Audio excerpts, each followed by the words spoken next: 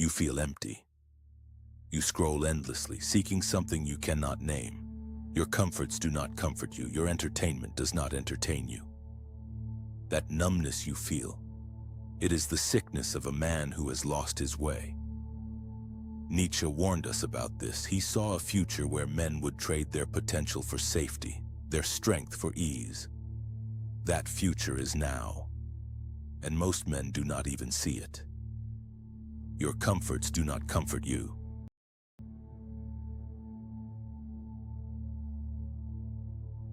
You think you are growing, but your comforts hold you in place. You are tired, but not from effort. You are restless, yet too comfortable to act.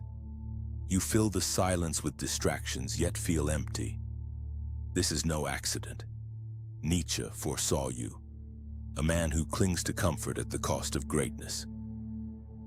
In Thus Spoke Zarathustra, Nietzsche gave a name to this hollow existence, the last man. He warned of a future where men ask, what is love? What is creation? What is a star? And blink. The last man fears pain, risk, and uncertainty, choosing safety and entertainment instead. He is satisfied, yet lifeless. This prophecy is no longer a warning, it is a reality. Modern men worship convenience. Entertainment consumes ambition. Comfort devours greatness. You have traded struggle for sedation, and you wonder why you feel numb. You are alive, but you are barely living. Comfort devours greatness.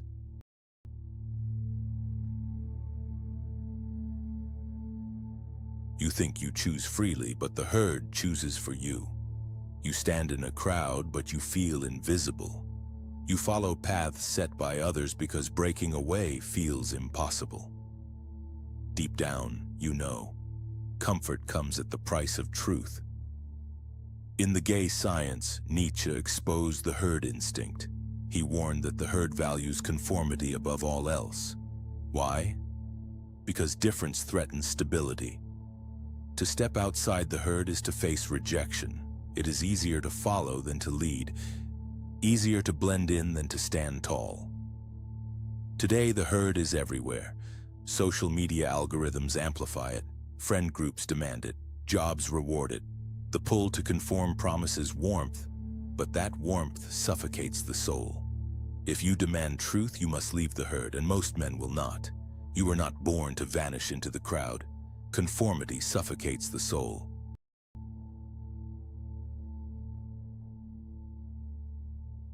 You avoid burdens, but your freedom comes at a hidden cost. You want freedom, but you refuse the weight that makes it possible. You seek power, yet recoil from the struggle it demands. This is why you remain stuck. Nietzsche's Thus Spoke Zarathustra describes the first transformation of the spirit, the camel. The camel kneels to bear the heaviest burdens, duty, discipline, suffering. Only through this weight does the spirit begin to grow. Nietzsche saw why most men fail. They reject the camel stage. They want the child's freedom without earning it through the camel's struggle. In modern life, comfort tempts you to skip the burden.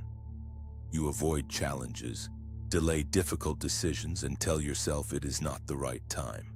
But each refusal chains you further.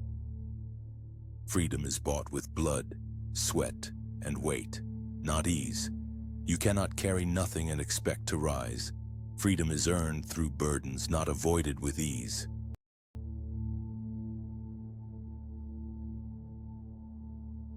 You believe pity is kindness, but is it truly strength or quiet theft? Pity feels like virtue, does it not? You see another person struggling and you step in. You ease their burden, expecting gratitude. But how often do you notice that your help changes nothing? They remain weak, you remain needed. Was it kindness or control? Friedrich Nietzsche saw pity for what it truly is. He warned that pity does not rescue, it preserves weakness. He believed that suffering holds the seed of transformation, and when you rescue someone too soon, you rob them of that growth. In your modern world, this weakness thrives. You spare your children discipline, your friends honesty, your community responsibility. Avoiding suffering destroys strength. Nietzsche's warning is clear: when pity becomes your virtue, strength cannot survive. You are not saving souls, you are suffocating them. Comfort is easy to give, strength is not. Pity is the quietest form of cruelty.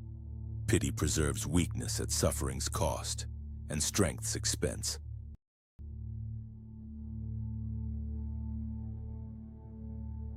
If this one hit you, you already know why.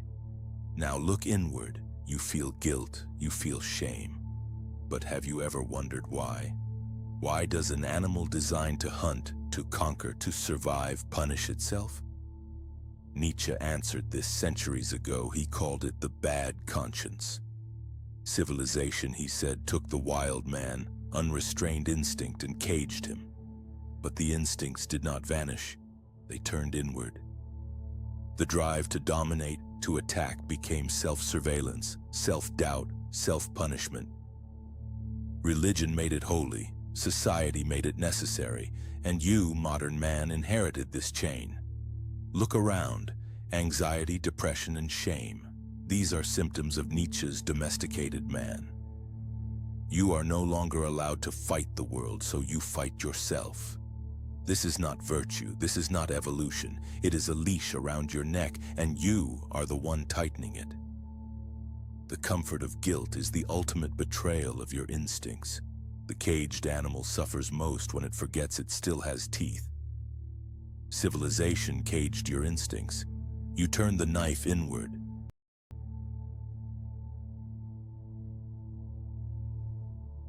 You see the pattern now.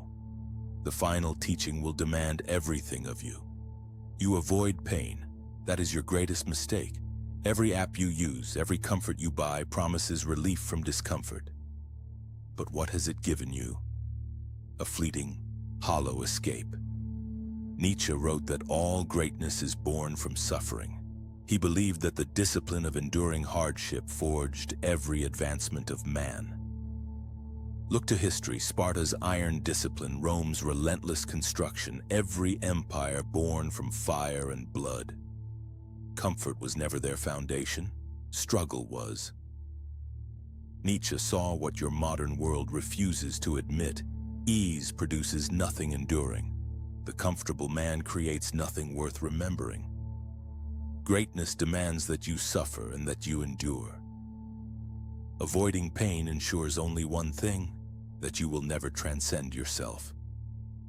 The man who seeks comfort condemns himself to insignificance. Hardship sharpens the blade of potential. Comfort dulls it until there is nothing left to cut.